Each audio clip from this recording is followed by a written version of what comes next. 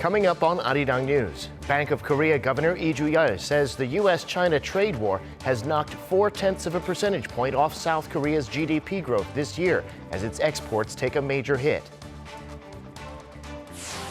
Britain faces another delay in leaving the European Union. Prime Minister Boris Johnson's working to take Britain out on October 31st, but he's forced by a vote in Parliament to ask Brussels for an extension. And South Korea takes special measures to reduce fine dust pollution, such as a ban on some cars, as pollution for the first time this season reaches levels considered bad. It's 4:00 p.m. here in Seoul. Thanks for tuning in to Arirang News. I'm Devin Whiting. Fine dust pollution in Seoul today is at a level officially considered bad, the first time that's happened this fall. To bring down pollution levels, the capital and other cities are taking new measures, like a temporary ban on certain cars, to keep it from getting worse. Lee Kyung-eun explains. South Korea's capital Seoul and the surrounding areas are covered with a thick blanket of fine dust from China. It is the first time it has reached bad levels in Seoul since mid-July. The air quality is expected to worsen this afternoon, reaching its lowest on Tuesday morning. With that, Seoul, Incheon, and parts of Gyeonggi-do province are carrying out new preliminary measures to reduce pollutants. These measures aim to reduce fine dust in advance, 2 days before a high level of air pollution is expected. Starting today, from 6 a.m. to 9 p.m., all public vehicles will be forced to follow a 2-day rotation system, which means that cars with license plates that end in odd numbers will be allowed on roads only on odd days, whereas ones with even numbers can be driven only on even days. And construction sites will be required to take strict measures to prevent further dust being created. However, in the case of preliminary reduction measures, there are no emission level 5 vehicle restrictions and no shortened workdays for the private sector. Meanwhile, the country has launched a nationwide crackdown on vehicle exhaust gas on Monday, which will run through November 15th. 17 provincial and city governments will enhance inspections on emissions by diesel fuel cars, with trucks and buses being most affected. Those who do not comply with the crackdown will face fines up to 2 million won or $1,700. Those with cars whose exhaust gases exceed the permissible level will be ordered to improve the vehicles within 15 days. Such measures are deemed critical as exhaust gas is seen as the major domestic cause of fine dust, while China's pollutants are the main external contributor. Lee Kyung-eun, Arirang News. President Moon Jae-in says that despite efforts to unify Korean society in the past 2 years, there's been a lack of notable improvement. A luncheon was held at the Blue House today, gathering the heads of 7 major religious groups in the country. President Moon discussed the conflict over reforming the prosecution and the establishment of a special unit for investigating corruption by high-ranking officials, and he emphasized the need for religious leaders to act. Here's what he said. 그래서 정말 다시 한번 이렇게 당부드리고 싶습니다. 우리 그 국민 통합과 화합을 위해서 저희 대통령인 저부터 또 우리 정치 모두가 더 많은 노력을 기울였겠지만 또 역시 종교 주도들께서 더 큰 역할을 해주셔야겠다는 그런 말씀을 꼭 드리고 싶습니다. The president asked for religious groups to do more to encourage healthy debates over how to achieve fairness, which he says the people strongly demand. President Moon also sought their wisdom in handling the difficult economic situation and the lack of progress being made in inter-Korean relations due to the deadlock in nuclear talks between North Korea and the U.S. North Korea is denying that it's holding almost a dozen South Koreans against their will, people who were kidnapped by the regime when it hijacked a plane in 1969. Yonhap news agencies released a copy of a letter sent by the regime 2 months ago to the UN Working Group on Arbitrary Detention. In it, the North rejects claims that the South Koreans are being detained, claims it calls another anti-Pyongyang scheme. Those claims were made in a petition to the UN by the son of one of the plane's passengers, who along with 10 others never returned. Activist Hwang In-cheol asked that the UN Working Group confirm whether his father is being held. In 1970, a year after the hijacking, North Korea released only 39 of the passengers.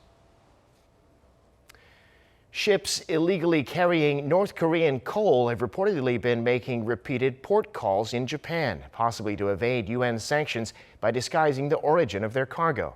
According to Tokyo-based Kyodo News, such vessels have made more than 100 port calls in the country since the UN Security Council banned North Korean coal exports in August 2017. Many of the ships, the report says, fly the flag of Panama and have been to Russia and China either before or after arriving in northern and northeastern Japan. The Japanese clothing brand Uniqlo has decided to pull a TV advertisement for what many in South Korea see as mocking the victims of Japan's wartime sexual slavery. Our Ji-young has more. Uniqlo's latest advertisement has been criticized in South Korea for allegedly ridiculing victims of Japan's wartime sexual enslavement, the so-called comfort women. South Koreans denounced the commercial, saying it intends to make a political statement because there was a difference in meaning when the comments in English were translated into Korean. The advertisement displays a 98-year-old fashion icon and a 13-year-old fashion designer having a conversation in English in which the younger designer compliments the older one by asking how she used to dress when she was her age. The older designer replies, "I can't remember that far back." However, when that sentence was translated into Korean, it became, "How can I remember what happened more than 80 years ago?" Critics claim the addition of 80 years ago in the Korean subtitles was intended to ridicule South Korea's call for Japan to apologize for forcing Korean women into sexual slavery during the Second World War. Uniqlo denied the allegations, although it decided to halt airing the advertisement amid the growing outrage by South Koreans. In a statement released on Sunday, Uniqlo Korea said the ad was not intended to have any political motive, but rather the subtitles were meant to highlight their age difference. Some 200,000 women, mostly Korean, were forced into sexual slavery or hard labor under Japan's colonial rule from 1910 to 1945. Meanwhile, Uniqlo, which has taken a beating from South Korea's boycott of Japanese goods and services, has seen its sales nosedive. According to industry data on South Korea's credit card spending, Uniqlo's sales in September plummeted by roughly 75% on-year. Uniqlo's sales figure for the last week of September in South Korea plunged to about $2 million from $8 million last year. Ji-young, Arirang News. South Korea has confirmed that a 10th wild boar in the country has been found dead from African swine fever. The animal's body was found last Friday near the inter-Korean border, and the test results came back positive on Sunday. According to the National Institute of Environmental Research, the dead boar was some 3 kilometers south of the civilian control line in the inter-Korean border town of Yeoncheon. So far, 14 cases of African swine fever have been confirmed at pig farms in South Korea since mid-September. Prosecutors have requested an arrest warrant for the wife of former Justice Minister Cho Guk, who resigned last week under investigation along with his family for corruption. Cho's wife, Chung Kyung-shim, faces 10 charges, including forgery of a presidential citation for her daughter and violating the capital law with respect to allegedly suspicious investments. Chung is a professor at Dongyang University. Because of a brain tumor, it's understood that Chung can no longer participate in the investigation, but the prosecution apparently decided she needs to be arrested anyway. The Seoul Central District Court is expected to announce its decision on the warrant Thursday morning.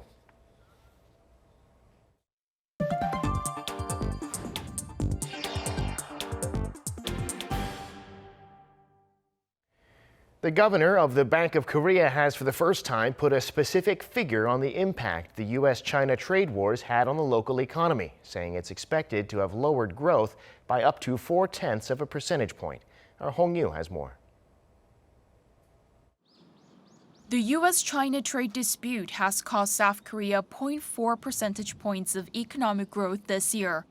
Lee Ju-yeol, the governor of the Bank of Korea, said during a press conference in Washington on Friday local time that half of the decrease was caused by a drop in exports due to tariffs imposed between Washington and Beijing. He said the remaining half is due to a slowdown in investment and consumption because of the economic uncertainties caused by the trade spat. He explained that South Korea cannot avoid the effects of the trade war, as a large amount of its exports go to the U.S. and China. In the first 20 days of October alone, South Korea saw a 19.5% decrease in exports on year, with semiconductor exports to China falling 20% on year. The IMF also expects South Korea to suffer most from the trade dispute, but the country's economic growth rate is expected to increase next year. Lee said there are predictions that the worst has been avoided, with the two economic superpowers reaching a Phase 1 partial trade agreement. And he added that the semiconductor business will also begin to recover from the middle of next year. Regarding interest rate cuts, Lee said that they are being careful in deciding whether to implement an additional cut because the interest rate is already low. He explained that it's very important for the central bank to have policy measures to counter recession if it arrives. Regarding the inflation rate, the Bank of Korea expects it to be at around 0% for the next 1 or 2 months. The low inflation rate has become a headache not just for the central bank, but for the entire world, to the point that it cannot be controlled through monetary policy. Instead, a harmonious mix of fiscal and monetary policy is needed for macroeconomic stability. 홍유, Arirang News. The employment index for women in South Korea has improved over the past decade, but research shows the country is still far behind other advanced countries. The Korea Economic Research Institute has released a comparison of 7 countries with high populations and high incomes. It found the employment rates for Korean women between the ages of 35 and 44 were the lowest among them. The institute said that was because Korean women at that age find their careers are disrupted by having children. Soon, South Korea's small and mid-sized firms will also be subject to a 52-hour limit on the work week. To soften the impact on them, according to the Blue House, the government's considering measures such as a grace period. The 52-hour week has already been in place for over a year for big companies. It's due to take effect from January 1st for smaller firms with more than 50 employees. But small business owners say that could be a problem for them, especially those that need more hours from their workers during busy seasons. The Blue House said the government will come up with its own measures if lawmakers can't find a solution. Time for an in-depth look at the market news on this Monday, and for that I'm joined on the line by Dr. Yang Jun-seok, professor of economics at the Catholic University of Korea. Dr. Yang, thank you for coming on today. Happy to be here. Well, last week, the markets were hit by some uncertainty about the supposed deal reached by China and the U.S. and by a major slowdown in China's GDP growth. With that in mind and the potential spillover into global growth, how are the markets today? Okay, well, the markets today were okay, but the entire last week, it has, especially the latter part of the week, it has been somewhat unstable. China has revealed its third quarter growth rate, and it was 6%, which was below the expectations of 6.1%. It's the lowest growth rate since the China announced quarterly dates from 1992. Now, this 6.0% is still within Chinese government's target range of 6 to 6.5%, but it's at the lower end of the scale. And a lot of analysts do not believe the Chinese published numbers. They think that the actual figures are lower, so in the 5% range. And the stock market, I think, is reflecting that type of uncertainty. Virtually all markets were at the beginning of last week, it rose because they thought, well, the Chinese U.S. China trade war perhaps was in remission, but then it was revealed that some of the details were not as set as President Trump tweeted to be. So we had a lot of somewhat uncertainty toward the end of the week, though they weren't too major, but still we had a lot of ups and downs. And in the European markets, we had problems with Brexit as well. So right now it seems like Brexit is working itself out. But still, I think the stock market is reflecting a lot of uncertainty because of not only the trade wars, but Chinese low growth. Yeah, and then another front on the trade issue is, well, last Friday, the U.S. starting to impose tariffs on EU products worth $7.5 billion. And the EU says it'll impose its own tariffs in due course. What stands out to you in these tariffs? Okay, well, this was a result of a WTO case which began in 2004 dealing with subsidies to airplane manufacturers, Boeing and Airbus. Now, this particular $7.5 billion retaliation was a retaliation that was authorized by WTO because the EU failed to withdraw illegal subsidies to Airbus that the European governments made for A380 super jumbo jets and A350 mid-sized airliners. U.S. originally asked for $11 billion, but WTO only authorized $7.5 billion. Now, the interesting thing, though, is that this was a suit and a countersuit. U.S. Put a case against Europe for subsidies to Airbus, but almost at the same time, the EU put case against U.S. for subsidies to Boeing. And the Boeing case, it's due. The WTO is due to decide on what retaliations that they can take in a few months. So in this case, both U.S. and EU, in effect, lost. And in a sense, they're putting retaliation against each other for very similar type of incident. They're both giving illegal subsidies to their favored airplane manufacturers. So it's a very strange situation, but in a very monopolistic industry with national champion implications like Airbus and Boeing, this is somewhat inevitable, and this has been a long-running case. As I mentioned, this case started in 2004, and political arguments went back even further back. So in a sense, this retaliation is somewhat understandable, but it really comes at a very bad time because U.S. and EU trading relationship is not very good right now because, well, U.S. has imposed tariffs on European steel, and Europe, in retaliation, had put tariffs on American goods, and this will just make the problem worse. Very interesting case indeed. Well, real quickly before we go, we're expecting data from the BOK on third quarter productivity in Korea. What else is coming up this week? Okay, well, the most important thing is the third quarter GDP growth. The third quarter GDP growth has to be above 0.6% if we want to achieve somewhere around 2% growth, but there's a good chance that it will not even make 0.6%. Other interesting things that are coming up in the week, National Assembly audit will take place for Financial Supervisory Services and Financial Services Commission, Ministry of Economy and Finance, BOK, and Export-Import Bank between the 21st and the 24th. Producers' Price Index will come out on the 22nd, so we'll see how bad the negative price growth trend is.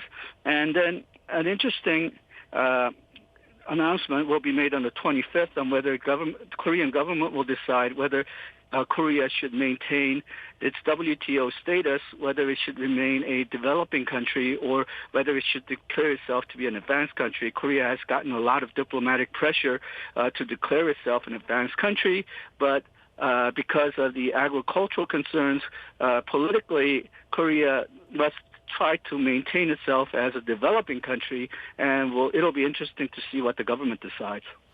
It sure will. All right, Dr. Yang, that's where we'll have to leave it today. Thanks so much for coming on. Thank you.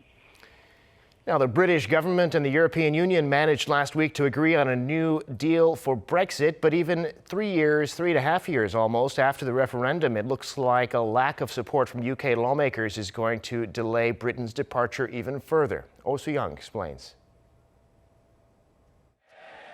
An extension to the United Kingdom's exit from the European Union is looking more and more likely by the day, following the House of Commons vote on Saturday for an amendment requiring the government to ask Brussels to extend the October 31st deadline. Prime Minister Boris Johnson was forced to send a document with the request, though without a signature. This came as a blow to Johnson's efforts to ratify a new deal reached with the EU on the terms of Britain's departure. Critics say Johnson's plan is only slightly different from former PM Theresa May's proposals. It suggests that Northern Ireland retains the EU single market rules on trade with its southern neighbour, and that goods from the rest of the UK will be subject to tariffs if there's a risk of them crossing the border. But the plan seems to have failed to convince lawmakers, least of all those from the Democratic Unionist Party, which refuses to accept different terms of departure for Northern Ireland. At this stage, everything is possible. We are in absolutely uncharted parliamentary territory here. There are roughly half of the members of Parliament, about 300, 350, who have looked at what it means to leave the European Union without a deal and really don't like what they see. They've also seen the deal that the Prime Minister has brought back from Brussels, and really it doesn't suit anybody. There will be a delay that leaves everything on the table. We could still have a no-deal, very, very messy exit. The Prime Minister could still get his way, or this could even go back to the people either through a general election or, less likely, a people's vote second referendum. Hundreds of thousands of people marched in London over the weekend for a second referendum on leaving the EU, which would take around 22 weeks to organise if pursued. In the meantime, Johnson is continuing to push for an on-time Brexit.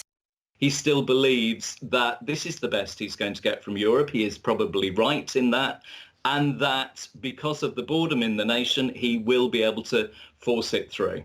He's going to make the meaningful vote now a legislative vote, which he hopes will be enough to win over enough of the waverers to give him victory. It probably won't be the 31st. It's not even enough time in Europe for them to conduct the appropriate scrutiny. With just 10 days until the deadline, the government hopes to push through a meaningful vote this week. But observers say breaking the Brexit impasse won't be likely by that time. Oh Soo-young, Arirang News. Generations of us have looked forward to having cars that fly. Now that's closer to reality as South Korean researchers work on practical technology that can be commercialized. Yoon Jung-min reports. This moving computer graphic shows what it would be like when a personal air vehicle flies across the urban sky.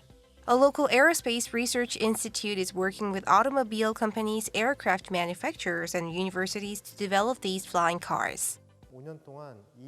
We have successfully manufactured and tested light aircraft using our own designs and technology over the last 5 years. Based on our know-how, we are currently participating in the personal air vehicle project. Flying cars take off and land vertically using tilt rotors. They will not only be capable of flying but driving on the roads as well.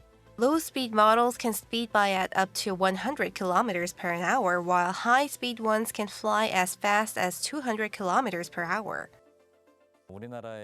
South Korean technology is competitive for high-speed models because we have been developing tilt rodders since 2002. Through years of studies, we've developed improved tilt rodder technology. Korea also has a strong IT infrastructure which helps provide services for flying cars.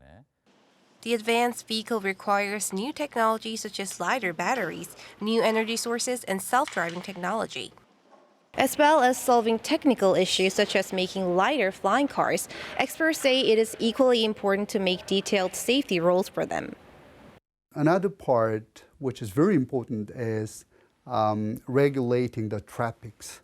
Some vehicles may fly right near or above land, or some, the vehicles may go up above that. So there might be some structures of road for these vehicles. So we have to make, quite precise regulations to make these vehicles freely flow. Experts differ on exactly when these cars will be fully commercialized, but many expect it to be around by 2040. Morgan Stanley forecasts the market to grow to $1.5 trillion by then. Global tech giants, including the U.S., France, and Germany, have already started developing flying cars and will compete with South Korea to lead the future market. Yoon Jung-min, Arirang News. Samsung Electronics' latest foldable smartphone, the Galaxy Fold 5G, goes on full sale from today at both online and offline retailers. The model, released last month, until now could only be pre-ordered, and the number of units were limited. The Galaxy Fold 5G comes in 2 colors, Cosmos Black and Space Silver, and it costs a little over $2,000 US. When folded, the smartphone can be used in a compact size with a 4.6-inch display, and when expanded, the screen is 7.3 inches, the largest display in the Galaxy smartphone line.